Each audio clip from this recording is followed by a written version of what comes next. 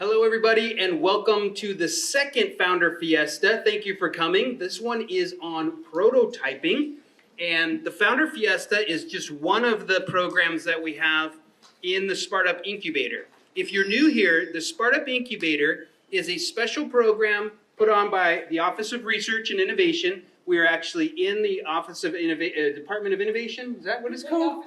Office of Innovation. Abby Quayle is here. Abby is the Director of Innovation here at San Jose State University. My name is Michael Ashley, but everyone calls me Mash, like Mash the Bug. I can't do it with the microphone, but I'm the launch director. And so before we go into the programming that we do and some more announcements that we have going on with the events that are coming up, I want to just tell you a little bit about how you can get involved in the incubator and take advantage of all of the support and the resources that we have. Some people ask what the incubator is about. Is it just the Founder Fiesta? And that is not true.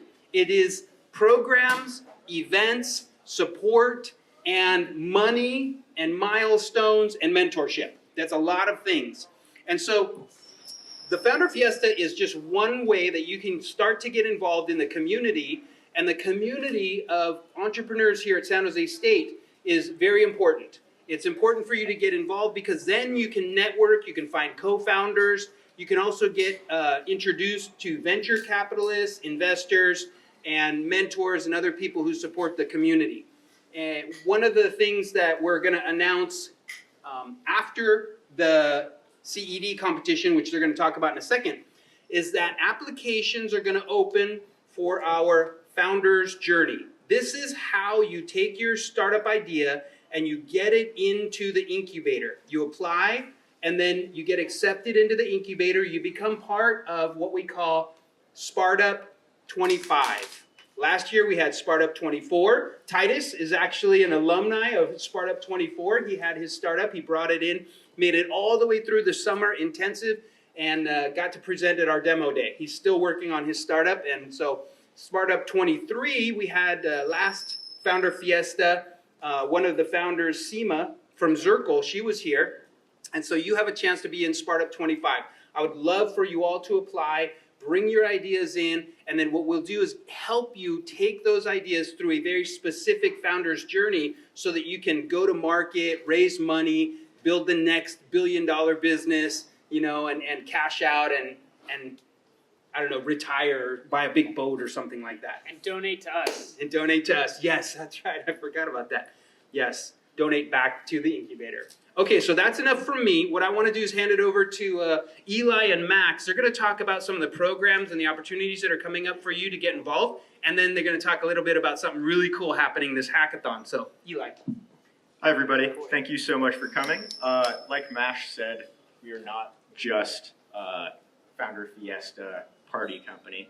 We do have a lot of other really cool opportunities you can take advantage of. Like he said, the Founder Journey is coming up. Applications are opening October 19th. It's a really great way to get involved and develop yourself as a founder and as a business. We also have the mentorship program where you can get connected with either one or multiple really cool mentors that can provide anywhere from engineering feedback to business feedback, marketing, anything you need. We also have a collaboration with the Venture Mentoring Team, which is more mentorship. You get access to a variety of mentors in one session. So you can bounce your ideas off of multiple people, multiple viewpoints. It's a really cool thing to take advantage of. And we'll have more opportunities like that coming up in the spring as well, if you're not ready. But we encourage everyone to apply now, take advantage, and see what we can do to help you. I'm going to pass it off to Max for some hackathon announcements. All right, guys. Thank you all for being here today. How many of you guys have already applied for the hackathon or are planning on submitting your application today?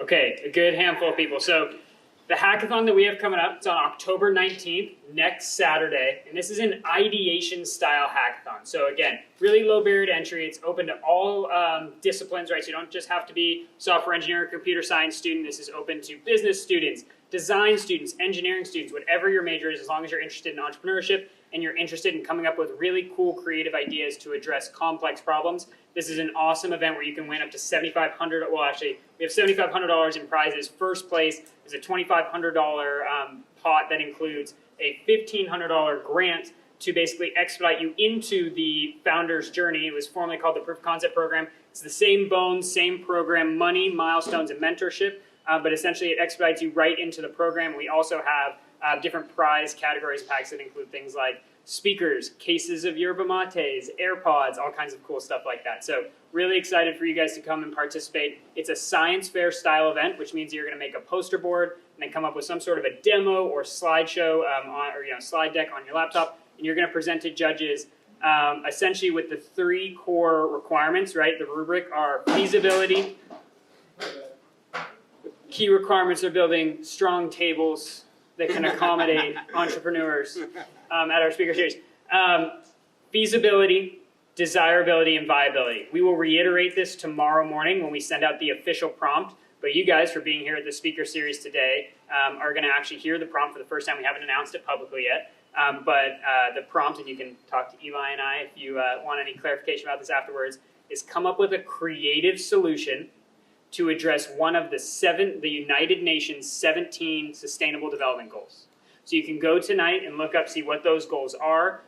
They're an incredibly broad breadth of problems that address challenges in countries all across the world. They include things such as like no famine, no poverty, quality education, quality drinking water.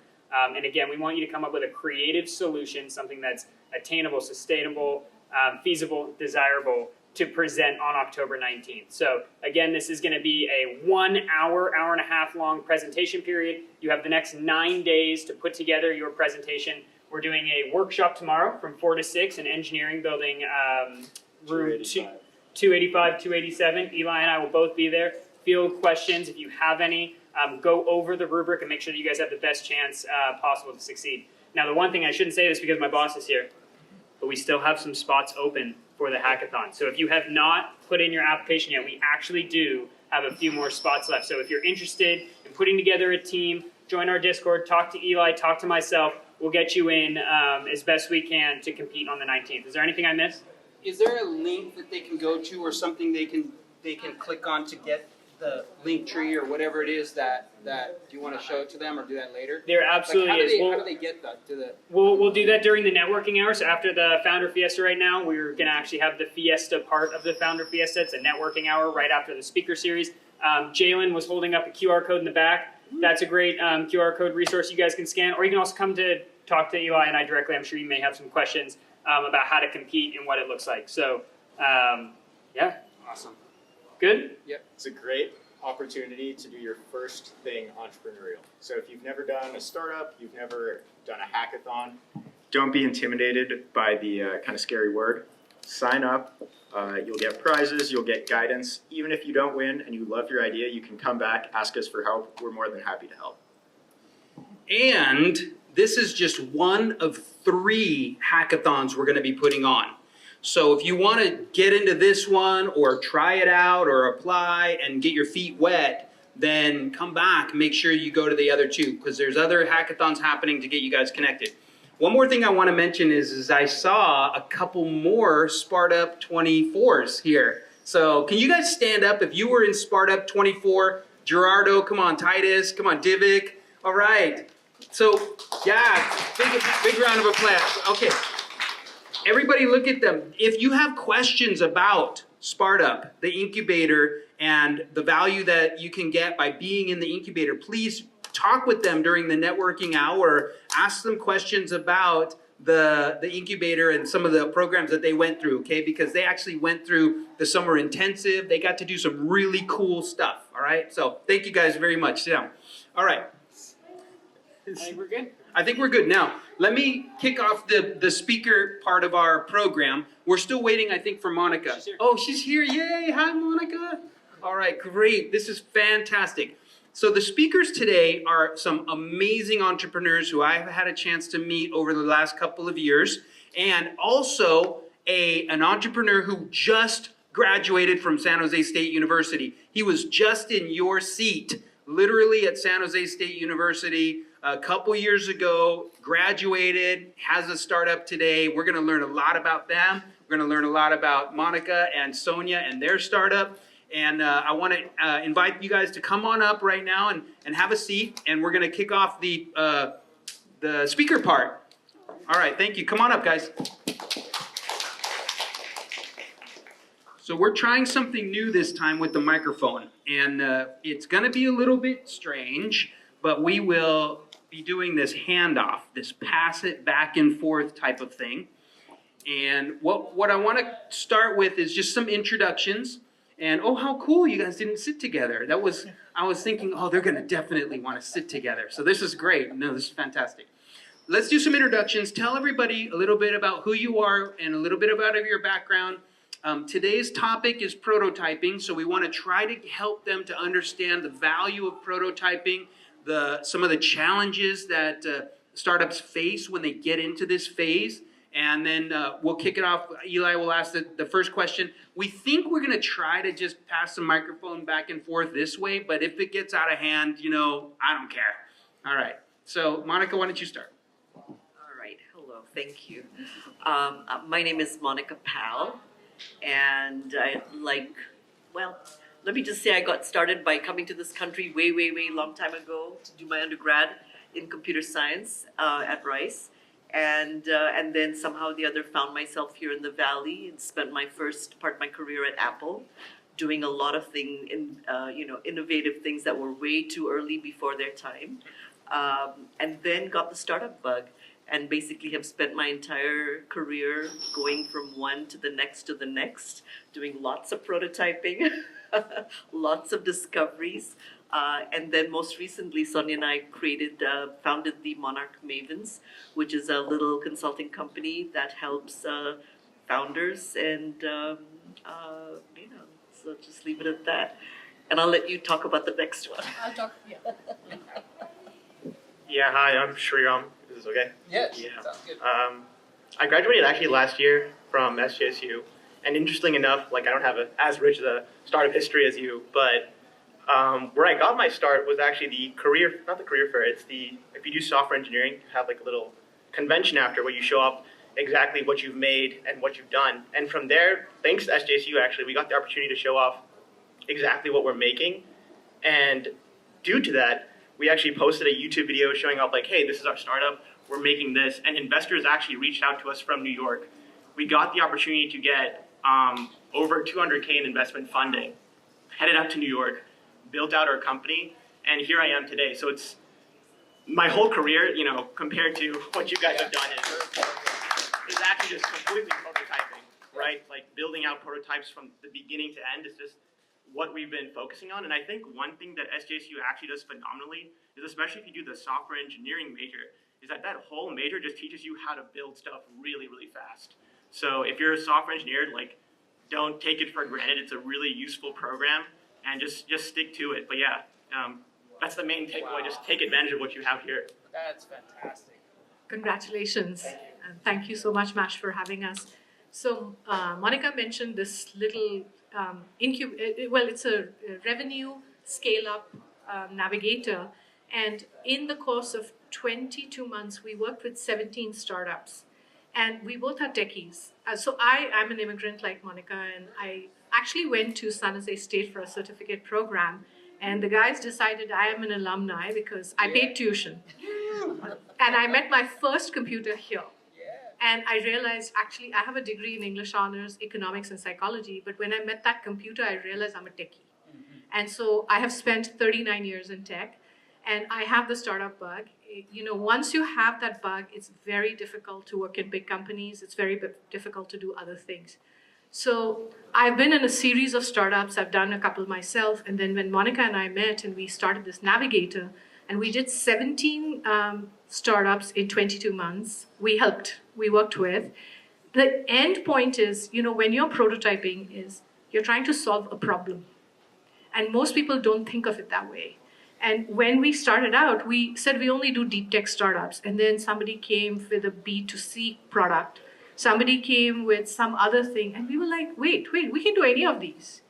So it's really that mindset that you've talked about, that what it teaches you. Anyways, So we started, to continue that journey, so we are deep tech people, we are very snotty about being techies, and then we meet this scientist 18 months ago, and he decides that he is got so disenchanted with Big Pharma, he's going to disrupt Big Pharma by releasing all these molecules and patented formulas as nutraceuticals. And he says to us, you guys want to join me?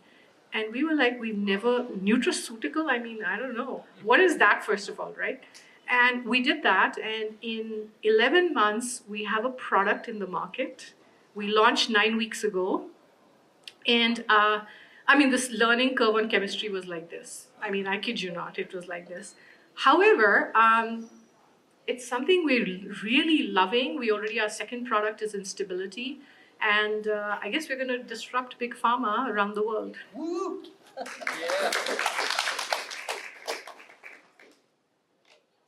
Thank you all for being with us and for the wonderful introductions. I'd like to kick off the prototyping part by asking about your first ever prototype. When I think of prototype, it's kind of a big, scary word. In my mind, it's like I need to have something that's completely finished. Can you talk a little bit about the first time you ever felt like you were prototyping something and maybe showed it to someone and how that experience went? Okay. The crux of the story was it was a failure. Okay, so I just want to start by saying this. So this was about 7-8 years ago. My ex-boss, she was a really brilliant woman, done many startups, and we decided we would do a startup and help a particular demographic, and we'd make this platform, and we would create this mentorship program which would be like a tech solution. It would not be a family, it would not be a lifestyle business. So in the prototyping, we actually ended up getting 450 responses to a 10-page survey on what would people like, would this be a good idea? And it sounded actually, people thought it was a really great idea. And then we start prototyping it, right? And we start building it out. Well, it turned out the demographic we were going after didn't need it. The demographic that needed it couldn't pay for it. But we spent 4 months really detailed. We met every day. We went through step by step of how the product would work. We had not started developing it. But what we were trying to do is map the customer journey. And I think what happens with a lot of people, in my opinion, is that you don't think of the customer when you're doing it. You start thinking about the tech you're going to create. And that's, if you don't think of the customer, well, guess what? It's going to fail at some point, right? And so that was a very interesting lesson for me. And but I think we dodged a bullet there. We spent 3 months on it, basically. Yeah, no, I completely agree. One interesting thing when we went to New York is that all of my founders, including me, we have an extremely, I would say we were even a little bit arrogant. We always thought, we're the best programmers, we can build anything. And to some extent, we were really good at building stuff. But we put too much value into actually just building a product, and we fell into the pit hole of having a solution and having no problem to solve exactly. So it's almost the exact same thing you were mentioning. And when we went to New York to be in this accelerator around other startups, we noticed that all these other people, they didn't even have a product. Their prototypes were often just a Figma design, and they spent all their time just on calls, talking to potential customers. And we legitimately thought they were idiots. They weren't making anything, they didn't have any technical prowess, and we just thought they were messing up the whole time. But truly what they were doing was the smartest thing to do. They were figuring out, am I making a painkiller or am I making a vitamin, right? Is this a real issue that people are having? Because if you have the technical chops or you have a team that's technical, you can put stuff together fast. You can get it into their hands. But finding people who actually want what you're delivering is extremely difficult. And it doesn't require any technical skills. It requires people skills, talking to people, letting them talk, understanding their problems. That's infinitely more important than being able to throw things together. The real prototype is honestly just understanding the problem, and then everything just falls into place. He's our tribe. We say this to every founder who comes to us. Is this a vitamin or is this a aspirin? We said it. So I was going to start by saying the first computer that not the first computer that I saw, but I saw the Apple Mac in '84 before it was launched.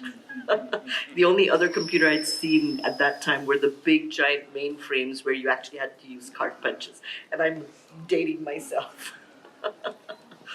But the other thing I'll say is the first prototype that I built was a little desk organizer for my desk, and I made it with Legos. But I don't think that's what we're talking about here.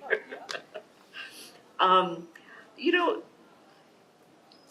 the first product I worked on at Apple was actually Mac TCP that put the Mac on the internet. But the other major product that I worked on was something that was a unified mailbox, where in your mailbox you could get at the time faxes, voicemails, emails, etc.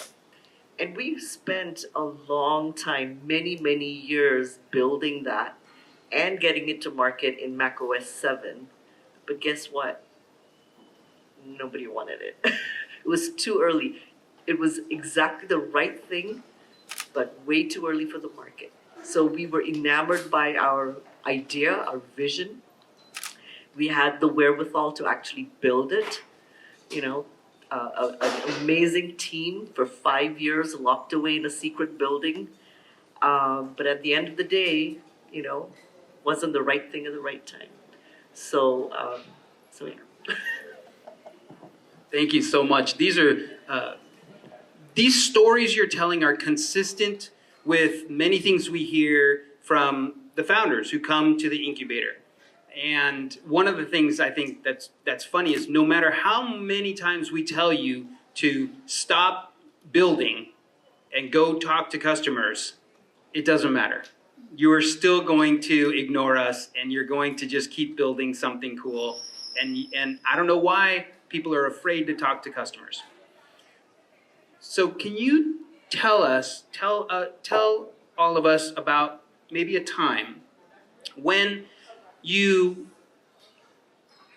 were talking with customers and you had that aha moment, when it wasn't about the technology anymore, when it wasn't like, look at what I built, would you use it? Would you buy it? Would you give me money for it? Like that kind of a customer interview, it doesn't usually work out very well. But there are other kinds of interviews, other ways that you talk with customers that seem to uncover more about the problem or uncover more about the customer or something. Can you tell us about a time when maybe you had this aha moment, like, oh man, I'm so glad I talked with these customers? Yes. So one thing I will say is, oftentimes you think this is what a customer looks like, this is what the profile of the customer is. But what I would advise, time and time again, I have actually, and I've done this from startup to startup to startup, have actually spoken to everyone under the sun, not just my ideal customer. You know, because you pick up little nuggets from the most unexpected places. So for example, one of the company that I was CEO of a while back was in the dark web business. So we were looking at all the breach data in the dark web, and we were helping alert people when their passwords and other things were out there. And as I was going around talking to CISO, security people, cyber people, et cetera, I bumped into someone from the intelligence space.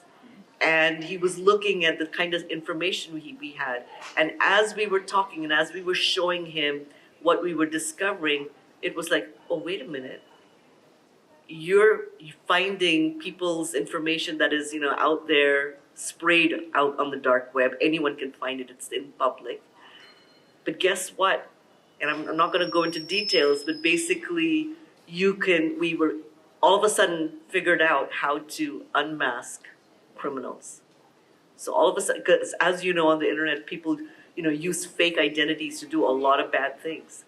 But all of a sudden we figured out, okay, wait a minute, this, and this, and now we can actually tell who those fake identities are. And so that opened up a completely new product and a completely new business line for us. No, yeah, I completely agree. It comes from, sometimes the best ideas come from the most unexpected places. after we finished our accelerator, at the end, we were basically came to the realization that we've done no market research, we've built a product, and there was just no use for it. So we were in like this lull period of like, we have no idea what to do. And it's like this, they call it like pivot hell. Like you're just stuck pivoting and pivoting and pivoting. But then our advisor came up to us. He's like, hey, I know you guys are good at web scraping. He works for the government in Colorado. And he was like, do you know how you can help us meet these digital accessibility standards by converting like, a PDF to HTML? And then I just thought it was very interesting that he brought that up because, that is something we're capable of doing, but it doesn't sound like it's a niche, it doesn't sound like it's a very trivial problem either. So we took that information and actually spent the time of not building anything, but just validating, like, is this a legitimate issue? Like, kind of similar to how you were going about it. And we spent the time and we booked meetings with over like 200 CIOs from various departments all around Colorado.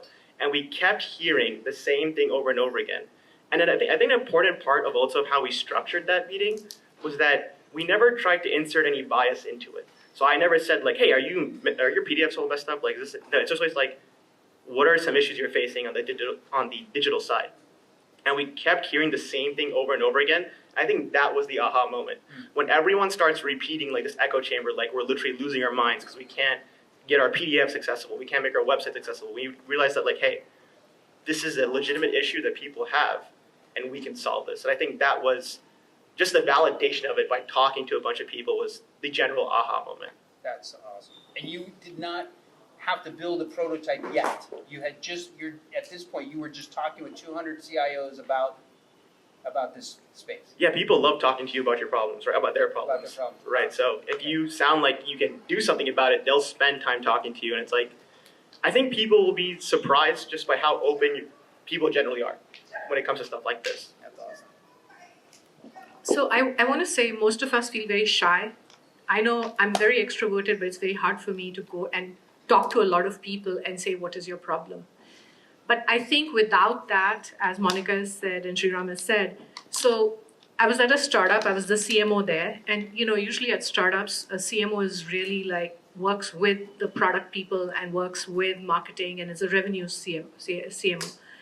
And I was on the calls all the time. We had this product which was super expensive, really, really complex.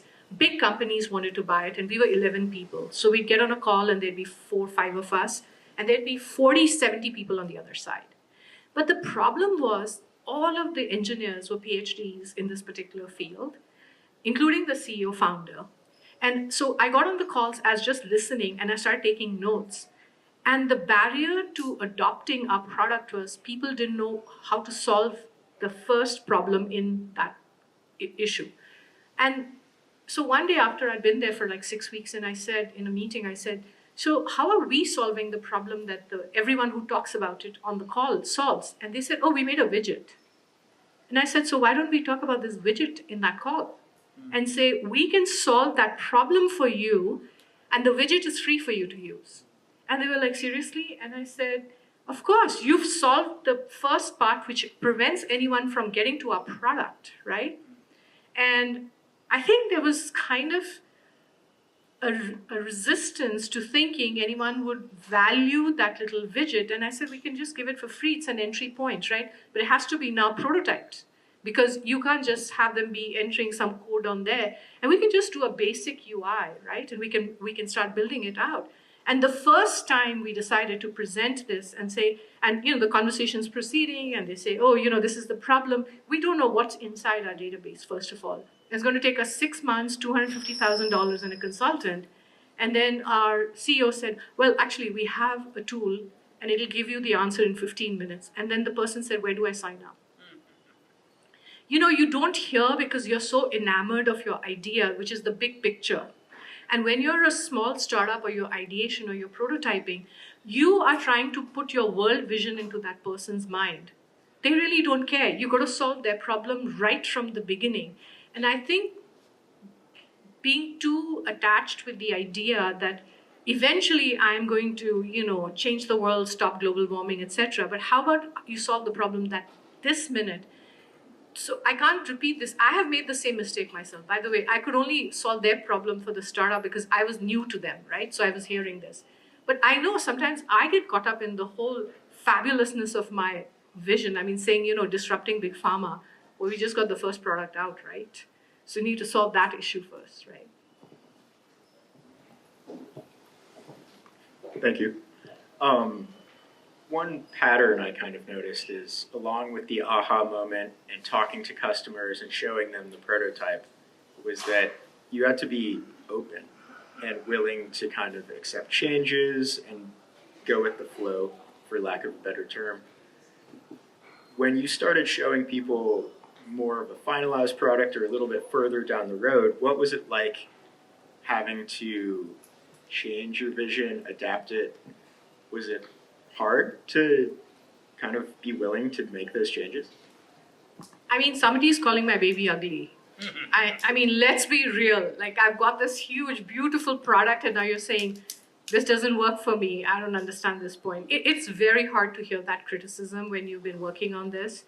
I'll tell you the story of, I pitch judge at the Alchemist Accelerator and also at SpartUp, and I mentor founders who reach out. And so I have this founder in London. He's on his third pivot in the 2 years that I've been mentoring him. So the first pivot happened right when 2 months after we joined, and I said, okay, so people are saying it's nice to have, you have a little bit of revenue, literally $1,000, right? And he said, but this is a real problem in Africa that I need to solve. And I said, well, if nobody's going to pay for it, you got to figure out a way to pay for it, right? And he pivoted 6 months. It took them 6 months to pivot, right? So the point you're saying, so every conversation he had, people said, okay, that's really nice, but I have a bigger problem than that beforehand.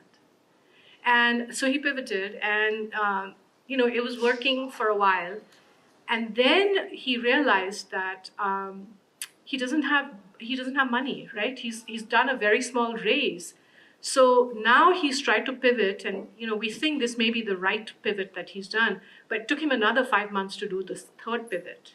And he's combined this first product and the second product together now and trying to see if that's going to take him forward. But it's very hard when somebody says your baby's ugly. And there's no point of it, so. No, yeah, I completely agree. It's extremely hard, but it's very insightful at the same time because it gives you a perspective that you would not have otherwise.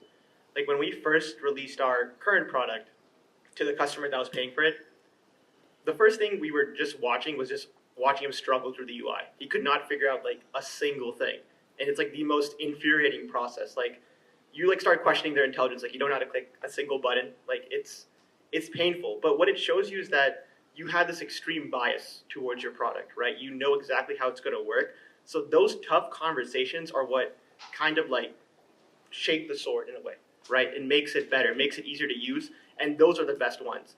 If you're going to give your product to your potential customer and you never hear from them again, you never get any feedback, it's equivalent to not having them. You're not going to learn anything, the product's not going to get better, and it's not going to grow.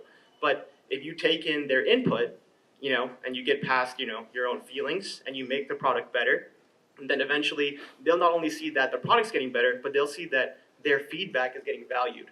And that's super important because that's where word of mouth happens. That's where people respect your company. So it's the hardest part, but also the most essential. I'll answer this question a little bit differently. Feedback is always good, and yes, we're all attached to our vision. We all, believe we're right, etc. And we will get a lot of feedback if you reach out and talk to enough people, and you should all the time. You will get a lot of feedback. The key though is discernment, right? What do you hear?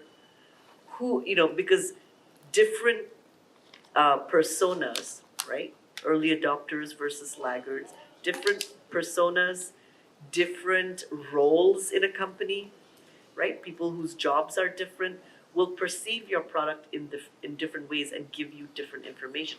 It's that story about the elephant. Depending on what part of the elephant people are touching, their experience is going to be different. And so it's up to you to, number one, be clear about your vision, see, how this is coloring some of that vision, listen as much as you can. However, I will also say, oftentimes when you're inventing, when you're innovating, your vision is often ahead of the market, and your customers often cannot even imagine. And so you may be getting information just because, because they're sitting in the box that they're sitting in, and they're not seeing the future that you see. So, don't be attached to your vision, but on the other hand, if you've seen something, you know something, you're foretelling something that's going to happen in the future, be a little discerning about how you're filtering the feedback that you're getting.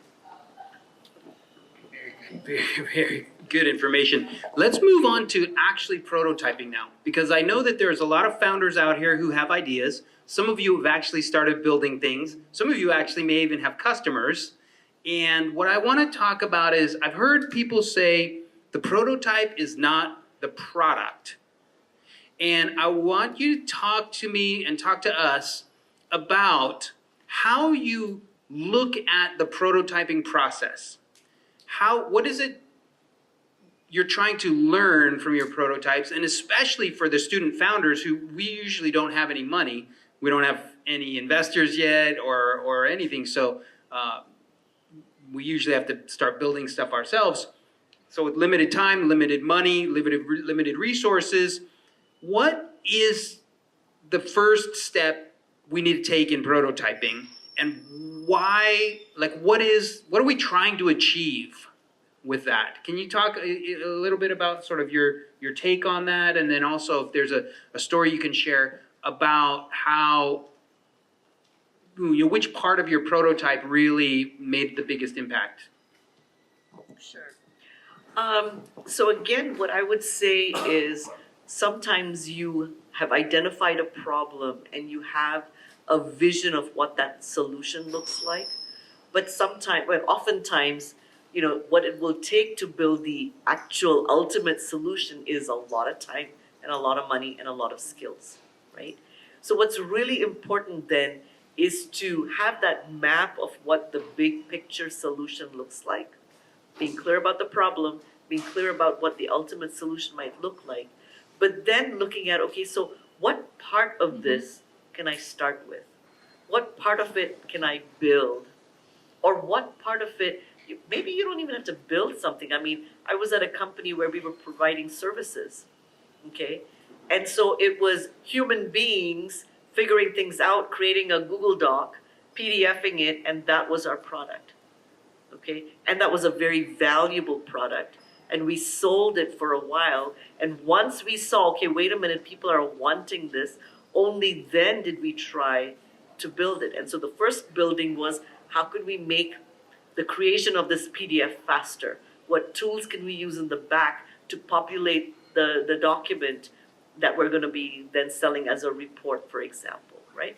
Only after those back-end systems were built, then down the road did we say, okay, now let's make a dashboard so people are seeing this live. We're not emailing them a PDF, right? So a lot of times, make sure you know what that big picture looks like, what problem you're solving. But, piece of paper works as a product, right? Doing parts of it by hand. Maybe you have a dashboard. Maybe one part is automated, but the rest of it, you can have somebody in the back putting that information in.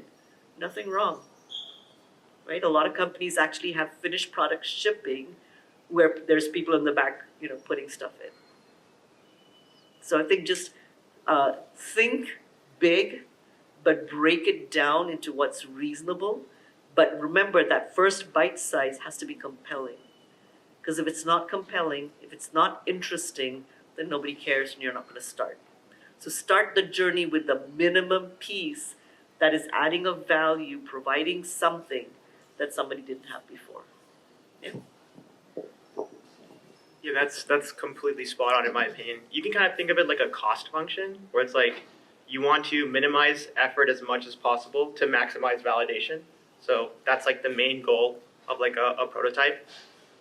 On that note, like she was saying, get away with as much as you can. If you know exactly how your demo is going to go, you're just trying to prove a point that this is needed. you can even, like from a coding example, you can try to even hard code some of the stuff there, right? Just show off that this is the final result. Like if you have to even make a Figma design, you can make Figma designs interactive. You don't even have to build it out. It's just trying to understand, like, is this something people want? If you're going from a more technical perspective, like you need a physical working product, I would say leave the ego at the door. 'Cause, like for me personally and a lot of the people I work with, our main focus and what we've learned in school is efficiency, scalability. But at the end of the day, none of that stuff matters, especially if no one's going to pay for it. So always pick like the fastest solution. So like, that could be your Python, your JavaScript. If you're using something to deploy, use like a hosted service for you instead. Don't worry about deploying it yourself. Just the main goal is to just get it out the door. That's the main thing you should focus on. If you're proud of it at the end, you probably spent too much time. I'm going to continue on what you said. Iterative and small chunks. So I'm going to give you a story about, I was working at, this is going to date me, at a startup where, we were making email for phones, right? And we had just set up a usability lab. And I actually love usability testing myself. And when I worked at different companies, I always sign up to be in usability testing if I can possibly do that. Because you got to eat your own dog food, right? So in this situation, I was going to be the tester, and they had a room with a glass wall there. And it seems a little further along the journey, but there's a very important lesson. And they gave me instructions on the sheet and said what I was supposed to do. I could not find one single icon that they were talking about. I could not achieve, I consider myself to be smart and intelligent. And apparently on the other side at Soundproof, they were falling apart and they were like, why can't she find a single thing in there? Because they designed it how they like it. And then the first dumb user like me comes along and I told them I'm the lowest common denominator. If I can't figure this out, nobody in the market is going to figure it out. I could not do one task. And what you said, Sriram, is that if you feel you've got it complete and you've not had people look at it iteratively at every slice of it, I think it's not going to work. And this experience I've had several times where somebody said to me, can you test something? And they're like, can't you see to click there? And I said, where? I can't see it anywhere. So we get so caught up in this that we want it to be perfect. We want it to look beautiful. We want it to be because you're using it yourself all the time and you're zipping through it and you don't understand when you come to a real user. So really iteratively, you've added a feature, test it out with friends of yours, test out with your colleagues, test out with your mom, test out with your, bribe people to test it out. You got to test while you're doing this. Thank you. One really interesting part to me is the perfect component. I've heard for many times, something's not ready, I don't want to show it to you yet, it's not perfect. But perfect is almost always subjective, and sometimes perfect to you might be way worse for someone else. And kind of imposing your own viewpoint on it can go well or poorly, as we've heard. But what was the time if you can think of a time where you showed someone something you thought was perfect, or you showed it to them way before you thought it was perfect, and kind of the different reactions and experiences and learnings from that? I have to say, as a startup person, if you're tied to the idea of perfection, you should work in a big company. I kid you not. And I am an OCD person. Monica will testify to this. I want to tell you, as a CMO, I have launched probably 7 websites, e-commerce site now, I've launched other sites. I am so unhappy and miserable because what I'm launching is rubbish. It takes 3 months of non-stop work to get it to where it is, the product, because in today's world, a part of your product is also the website that you have, and people are going to come and buy it there. You've got to get over it. Every time, I remember one of my CEOs said, I know this is not the site you're releasing, and I said, it took us 3 months after that. So if you're tied to perfection, guess what? Today's world, everything is speeded up so much. People, if you have the idea, I'm going to assure you 1,000 people have this idea, probably 500 of them are ahead of you. and then there are other people rapidly catching. And if you're going to sit in your room or your office or whatever and make a perfect product for a year, you've lost the battle already. But the torture is there, the embarrassment is there, the humiliation is there, because here I am, I think myself, oh, successful, I can do anything, and then I turn out this product which I'm like, I don't want anyone to see it. I don't want anyone to see it right now. So it's a human failing.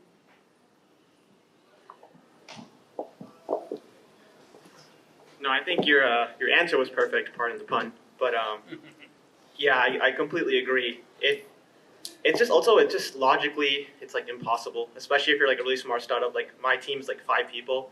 If we want to get that perfect product out there, we're never going to have a product. It's just going to take way too long. Like even right now, looking at it, like I think it's terrible. Like there's like you have a vision in your head as a founder of like exactly what it's supposed to be, but that may even be impossible for a lot of people. It just comes back to the core idea of just getting it into people's hands and letting them kind of guide the way it's shifted. If you're chasing after perfection, it's just unfeasible. You should have that drive of always getting it there, but you should always value customer feedback more. I think that's the main thing. Yeah, great perspectives. I would say also, so again, going back to, what it is, don't try to make the big thing perfect, right?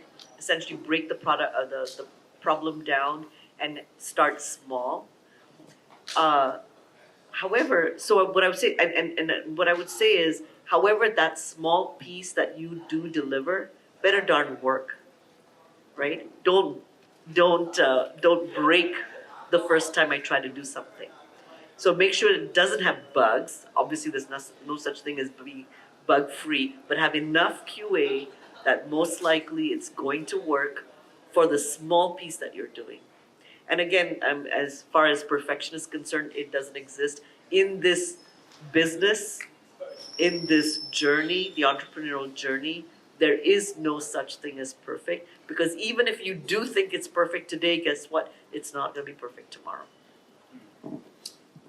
So I have 100 more questions I want to ask you, but we have a group of founders here who I'm sure have questions as well. I would love to, well, first let me ask, is there anyone here who has a question, who would like to ask a question? Fantastic. Okay, if you have a question, could you come stand over here? I'm going to give you the microphone one at a time. Yeah, go ahead and make a line, 2 or 3 or 4 of you if you want to come up here. I want you to be able to ask the question on the microphone so that they have a chance to answer you, and then everybody can hear the question and I don't have to repeat it. So come on up here. What's your name here? Zach. Zach. Okay, Zach is a founder. All right, cool. Is this your first time at the Founder Fiesta? Yes. Oh, welcome. I'm actually excited though, so I have a few questions for everyone.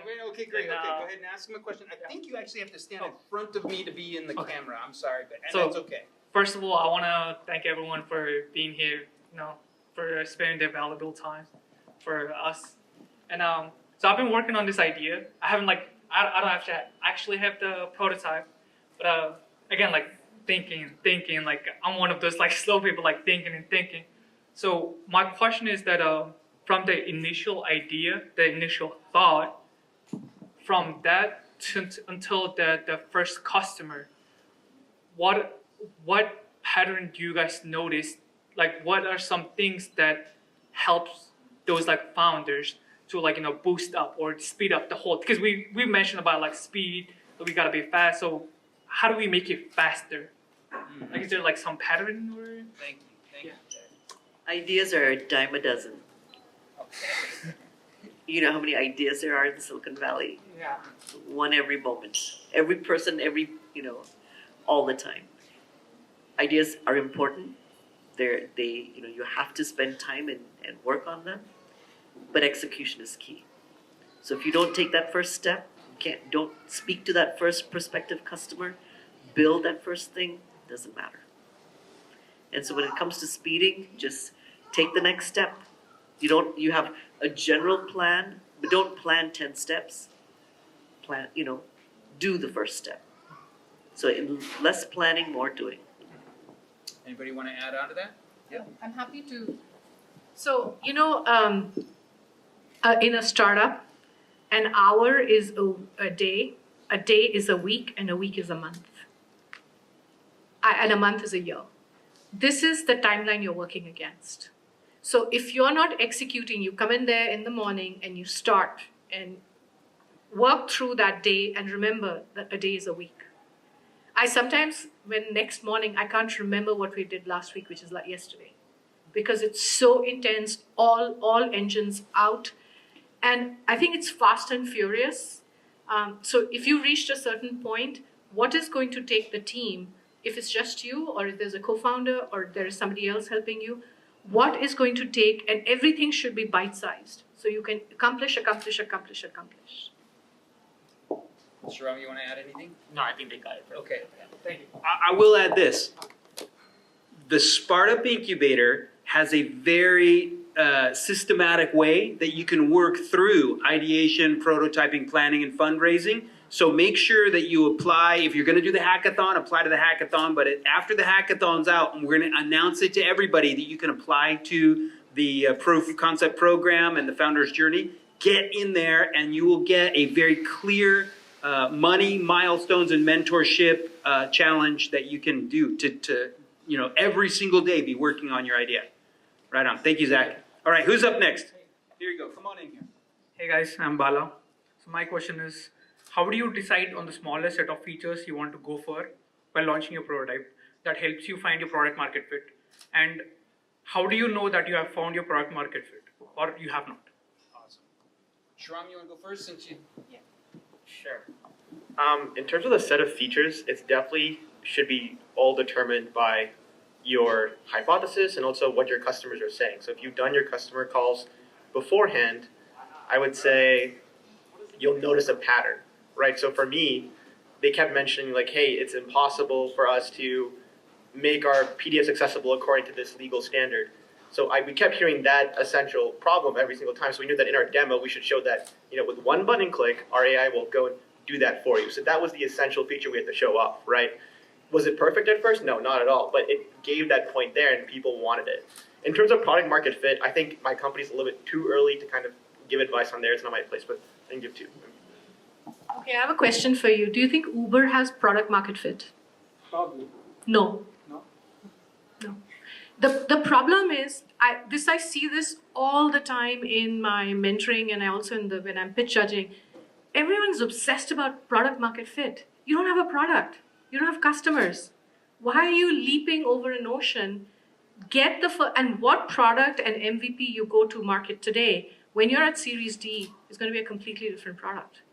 Companies have been known not to achieve product market fit till Series, sometimes D, right, Monica? Leave this idea of product market fit aside. This is one piece of advice if you walk away from here, is stop obsessing about product market fit. Get your vision together and then work towards that vision, and you'll find the product that's going to fit the market. All right, Monica, you want to add anything? Yeah, I think the only thing I would add is in trying to get closer to product market fit, just try to see whether you can have the same kind of customer multiple times. Great advice. Great advice. Thank you, Bala. Come on up here. Hassan, have I met you before? Oh, welcome. All right, thank you for coming. You're a founder. You have a startup? Yes, sir. Oh, great. Come stand in front of me here, I think, to be in the camera. Here you go. Go ahead. Hi, everyone. Thank you guys so much for being here. I actually learned a lot in such a short time. I have two questions. One question, first one is, you guys mentioned, and I found this like a really interesting point, that sometimes before you build, you should talk to your customers, talk to your prospective customers. So that was like a really big aha moment for me. Could you go a little bit in detail about how does one contact prospective customers practically? Let's say I have a narrowed down prospective customer list. How do I find these contact information? How does one as a SJSU student approach these prospective customers, and how do I convince them to give me their time? Excellent question. Thank you. I was going to say pick up the phone, but nobody answers phones anymore. So go find where they're at and show up in front of them. Talk to the people around you. find. How did you do? So you guys are selling nutraceuticals. Like who in We- the world buys nutraceuticals? So we did only Like, B2B how did you- SaaS. how did We you- do only B2B SaaS is what we told ourselves. So how do you? Then all of a sudden we started, doing B2C. Then we had a dietary supplement company from India But who buys the ask- nutraceuticals? ask us to help them come to the US because we were here in the valley. And so we're like, we know nothing about this. Let us look for someone who knows something. So we put the word out. Anybody know anything about nutraceuticals? Oh, I know a pharma guy. Maybe you should talk to him. That's how it all started. Just start networking. Just start. Absolutely. Yeah, I can also give another suggestion. So I'm sure all of you are on social media of some sort, right? So at one of the startups that we were trying ideation and seeing if the idea had legs, what we did was actually email is also very effective. We emailed 1,000 people. The collectively, 4 of us emailed 250 people each saying, can you fill out this survey and would you be willing to have a conversation for a gift card at Starbucks about this problem? And out of the 450 or 70 people who answered the survey, I think 40 people said, because they were friends or friends of friends, they said, sure, I'll have a 15-minute conversation. And we got on the call and we kept it to 15 and we had very specific questions for them. We looked at their profile and said, is this something that you would be interested? Do you think this would solve some problem for you? I actually was trying to, somebody said, oh, Sonia, you mentor founders. Can you please talk to my cousin? And I said, sure. So she said she has this idea. And I said, so how many people did you talk to? And she said, my other cousin thinks it's a really good idea. And I said, you need 400 responses. And she's like, well, I think it's a really good idea. I said, well, then I think you should do it. Because if the two of you think it's a great idea. But social media, use that. Use email. Do you belong to clubs, like school clubs? Just start passing the word. Sonia, do you know anyone who would be interested in this idea? Could you introduce me to them for a 5-minute conversation? You got to put yourself out there. I know it's not easy. It's hard. Wait, I want to know, Sharam, you got 200 CIOs. CIOs. Yeah. How did you do that? Yeah, so this is an issue that's pretty close to home for me because I was in school literally a year ago, right? And the way we got about that was once I had the hunch that this may be a big issue, we use this tool called Apollo, okay? So it's a lead finder. So what you do is, you just create an Apollo account, you link your emails to Apollo, and then it'll have it has a database of just emails, phone numbers, everything. And then you can sort it by who you want to talk to. So I wanted to talk to, directors of IT, CIOs, and anyone in government. So I would put that, that filter in Apollo, and it gave me a list of like 10,000 people just in the US. Then I filtered it down by Colorado because that's the niche I was starting with. And then I had that email chain set up. And I just sent emails, and I just was flat out honest. I'm like, listen, I was a student. I'm looking to start my own business in this area, and I want to do some research. Can you please set up like 15 minutes? I just want to hear about your problems, stuff like that. Not exactly more like that, a little more professional, but that was the gist, right? And that's how I got every single one of my meetings. And the best part is, they're comfortable with you after that. Now that you do have a product, you go back to them, demo it, and then that's how I also got my first customers. I didn't know anyone in government, but just cold emails work. Yeah. Monica, did you want to add something? I guess my only other comment was, say there's a particular title in a particular kind of company that you really want to talk to. Talk to anyone in that kind of company, right? And ask them, hey, do you know someone? So it's kind of like you just have to, ultimate networking, right? Step by step by step, reach the target. I'm going to put a plug in for SpartUp Incubator. One of the things we do is we have a network of alumni, SGSU alumni. We have a network of mentors. We have a network with the SBDC and their advisors. We actually know a lot of people. So when you join the incubator and you start to talk with us, you get a mentor and you bring up your challenges, like I'm looking for someone in this space, you'd be surprised. We may actually know people you can start with as well. But I love the advice that we got so far. And Apollo, and there's other tools out there. LinkedIn has other things. Some of it costs money. But I think what I heard a lot of people say is you have to, if you want to be a founder, you have to figure out how to be fearless. You just got to figure that out. There's so many people who are going to spend 10 hours in their office in front of a computer, and 10 seconds in front of a customer. You just got to figure out how to flip that around and just say, I'm going to spend 10 hours in front of a customer and 10 seconds in front of the computer. And if you can get that figured out, you're going to make a huge leap. I know you have another question. Did you want to ask him another question? Okay. All right. One more question. Let's see how it goes. If it's a long one, we might pass. Go ahead. I'll try to make it short. Okay. So the second question I had was more from like a development point of view. So let's say you get past the customer reviews and you validate your idea. It's a good idea. What do you do when you come across a point where you feel like you may not be able to develop the idea fast enough or efficient enough? Do you go to the route of hiring employees, or do you go to the route of expanding your team, bringing on partners? And if it's the latter, how do you find like-minded partners to join your vision? Hassan, these are great questions. We're going to have an FAQ of frequently asked questions on the SpartUp website. We're going to help you guys out. But here you go. Go ahead. Anybody want to answer this? Talk to everyone under the sun. You're just waiting for the bus, talk to the person next to you. Waiting for the train, going on a flight, talk to the person next to you. So what about in terms of development, Shrum, or do you guys want to talk about that? So do you expand your team? Do you hire? Do you have to go get money? Like, how do you actually overcome that challenge? You don't have what it takes to build it. I don't think it's a generic answer. It's really case to case. So like, can you give me some insight? Like, what is your team right now? Are you guys technical? Are you all just business guys? Like, what is it looking like? So the company that I'm working on right now is completely separate from another idea I have.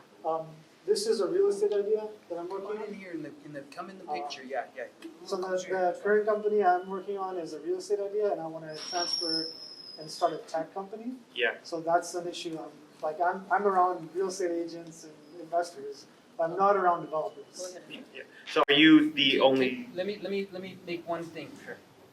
So because this is a high context question, that's what networking is going to be with afterwards. So let's save that question and answer and find him in the networking. We're going to eat pizza in just a few minutes, and there's some food, and I want everybody to mingle and network and practice some of these techniques we're talking to you guys about and in meeting new people, okay? Hassan, thank you so much. Those are fantastic questions. All right, come on up here. A couple more questions. Andy, you were here last time. Thank you so much for coming back. All right, I appreciate it. You're a founder too. Yeah.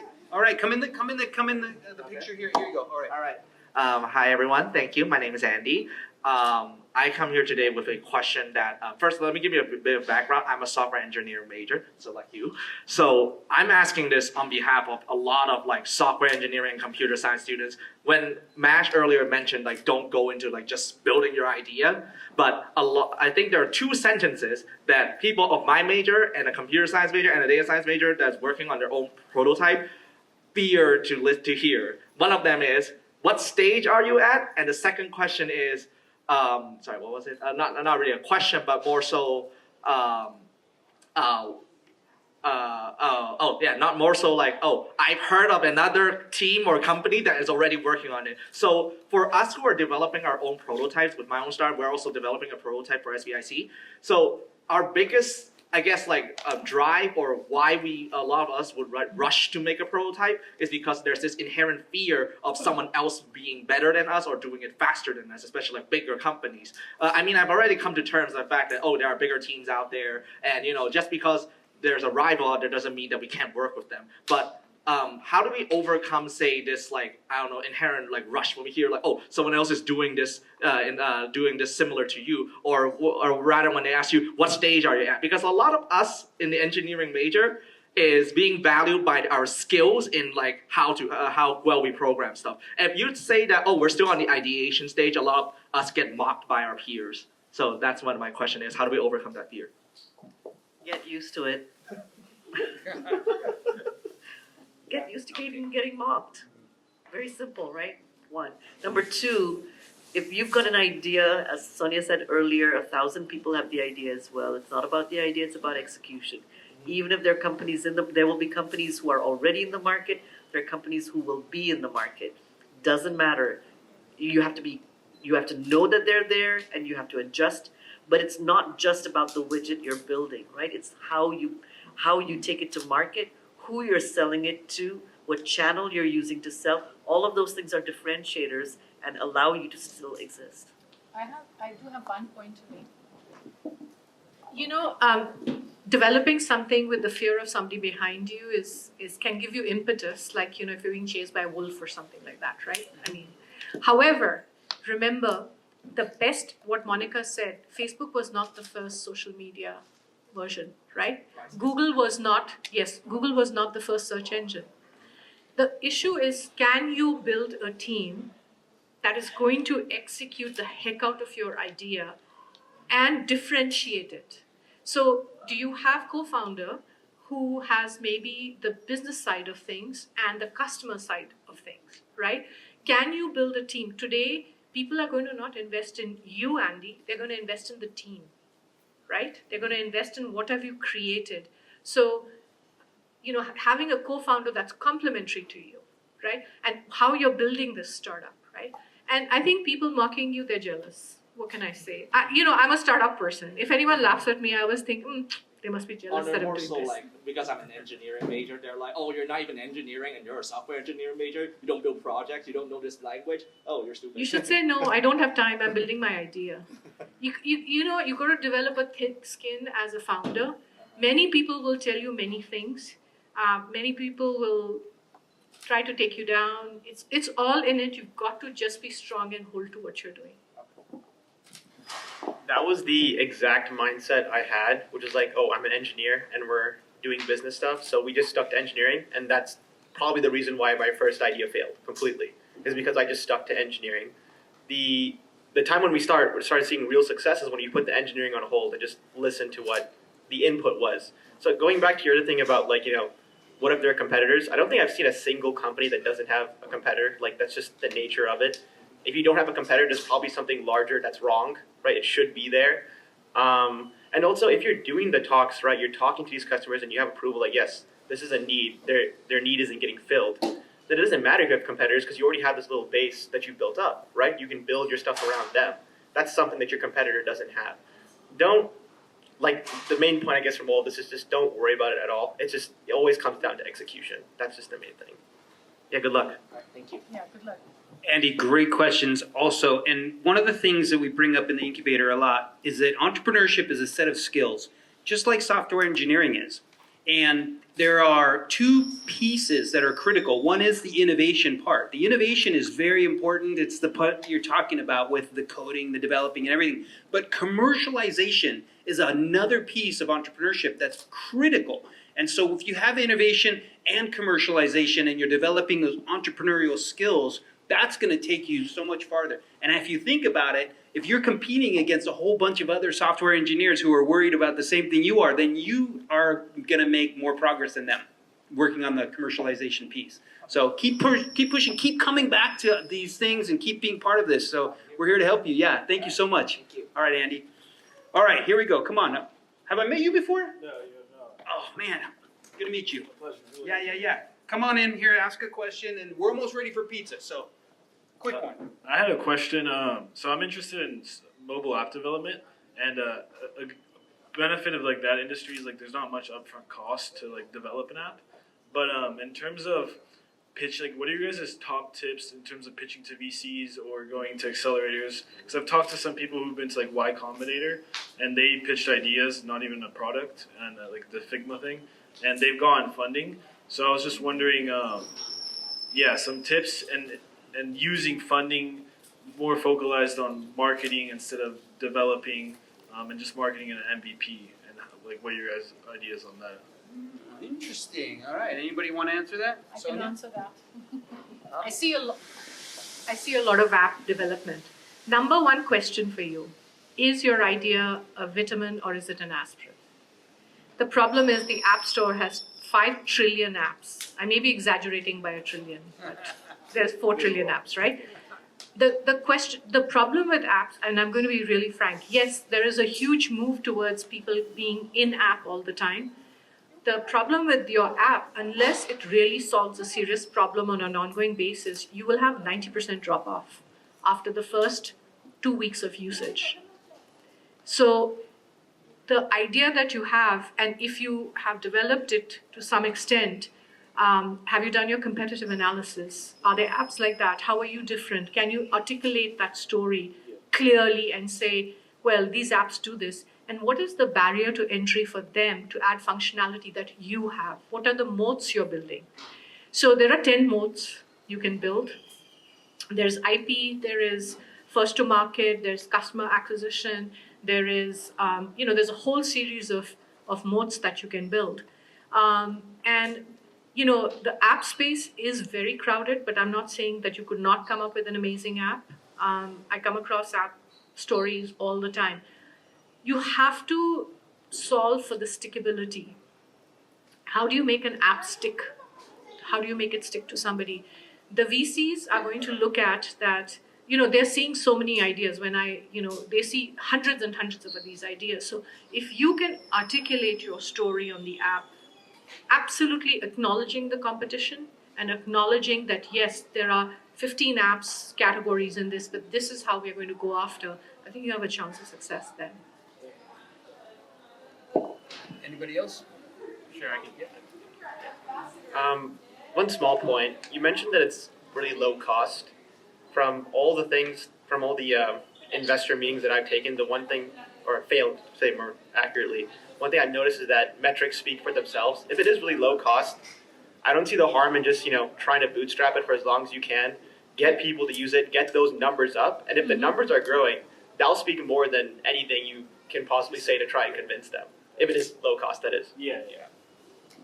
You only hear the stories of, we just had an idea and we got the money, right? You hear those stories, but then the probability of that happening is pretty slim. That's so true. I've applied to Y Combinator like 5 times. I think I have too much gray hair, but yeah. Thank you so much. Keep coming back. One of the things that we do in the incubator is we help you along the journey so that you can test your idea and put it, figure out whether it's worth pursuing and build a prototype and test it out with customers and get into the network. But one of the biggest things that we did this summer was we taught the founders the difference between a venture backable idea and a lifestyle business or a small business. And it doesn't mean any of those are bad. You might build a great business and make a couple $1 million a year, and that's a fantastic business.